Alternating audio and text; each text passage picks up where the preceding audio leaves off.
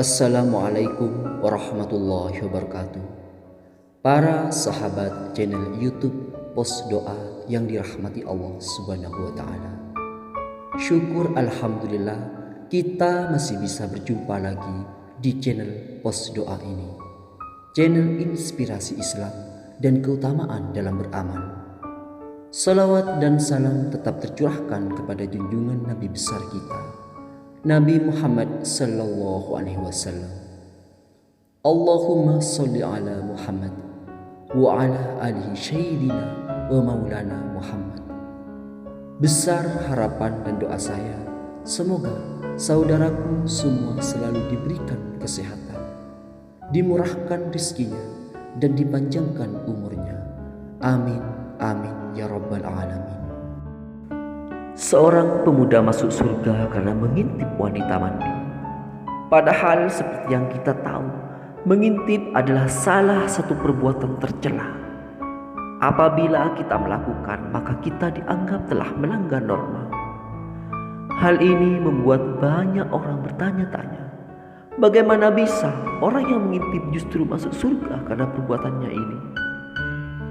Kisah masuk surga gara-gara mengintip perempuan mandi ini bermula dari seorang pembantu Rasulullah Shallallahu Alaihi Wasallam yang bernama Sa'labah. Pada suatu hari Rasulullah Shallallahu Alaihi Wasallam mengutus Sa'labah untuk keperluan tertentu. Kemudian ia melaksanakan perintah Nabi tersebut. Namun di tengah perjalanan dia melihat salah satu pintu di rumah sahabat Ansor. Dari celah di pintu itu, ia melihat seorang wanita sedang mandi dan mengintip wanita itu hingga berulang kali. Setelah perbuatannya, Sa'labah terus ketakutan dan merasa malu atas perbuatannya tersebut. Ia takut jika suatu ketika diturunkan wahyu oleh Allah Subhanahu wa taala yang menceritakan perbuatan Sa'labah tersebut. Ia akan merasa sangat malu kepada orang-orang. Oleh karena itu, ia memutuskan untuk pergi ke lembah gunung di antara Madinah dan Mekah seorang diri. Ia memutuskan untuk meninggalkan Rasul dan berjanji tidak akan kembali lagi ke Madinah. Selama 40 hari Rasulullah SAW kehilangan dia. Lalu Jibril alaihissalam turun kepada Nabi dan berkata, "Wahai Muhammad, sesungguhnya Tuhanmu menyampaikan salam buatmu dan berfirman kepadamu, sesungguhnya seorang laki-laki dari umatmu berada di gunung ini sedang memohon perlindungan kepadaku." Maka Nabi SAW berkata, "Wahai Umar dan Salman, pergilah cari Sa'labah bin Abu Rahman, lalu bawa kemari." Keduanya pun lalu pergi menyusuri perbukitan Madinah. Dalam pencariannya itu mereka bertemu dengan salah seorang pengembala Madinah yang bernama Zufafah. Umar bertanya kepadanya, "Apakah engkau tahu seorang pemuda di antara perbukitan ini?" Pengembala itu menjawab, "Jangan-jangan yang kau maksud seorang laki-laki yang lari dari neraka jahanam." "Bagaimana engkau tahu bahwa dari dia lari neraka jahanam?" tanya Umar. Zufafah menjawab, "Karena apabila malam telah tiba, dia keluar kepada kami dari perbukitan ini dengan meletakkan tangannya di atas kepalanya sambil berkata, 'Mengapa tidak cabut saja nyawaku dan engkau binasakan tubuhku dan tidak membiarkan aku menanti keputusan?'" "Ya, dialah yang kami maksud," tegas Umar. Akhirnya mereka bertiga pergi bersama-sama. Ketika malam menjelang, keluarlah dia dari antara perbukitan itu dengan meletakkan tangannya di atas kepalanya sambil berkata, "Wahai, seandainya saja engkau cabut nyawaku dan engkau binasakan tubuhku dan tidak membiarkan aku menanti-nanti keputusan." Lalu Umar menghampirinya dan mendekapnya. Sa'labah berkata, "Wahai Umar, apakah Rasulullah telah mengetahui dosaku?" "Aku tidak tahu.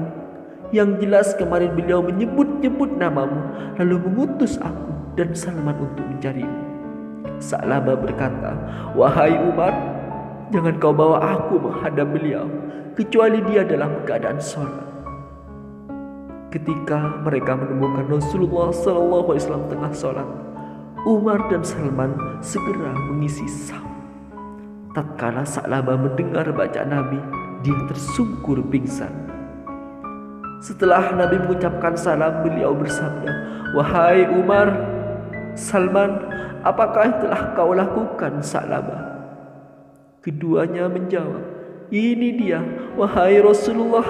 Maka Rasulullah berdiri dan bergerak-gerakkan Sa'labah yang membuatnya tersadar. Rasulullah SAW berkata kepadanya, "Mengapa engkau menghilang dariku?" Sa'labah menjawab, "Dosaku ya Rasulullah." Beliau mengatakan, "Bukankah telah kuajarkan kepadamu suatu ayat yang dapat menghapus dosa-dosa dan kesalahan-kesalahan?" "Benar wahai Rasulullah."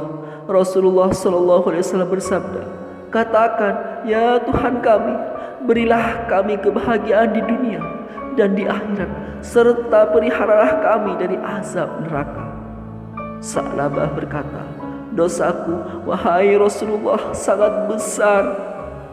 Beliau bersabda, "Akan tetapi kalamullah lebih besar." Baik sahabat beriman yang dirahmati Allah Subhanahu wa taala, demikian yang bisa saya bagikan pada hari ini.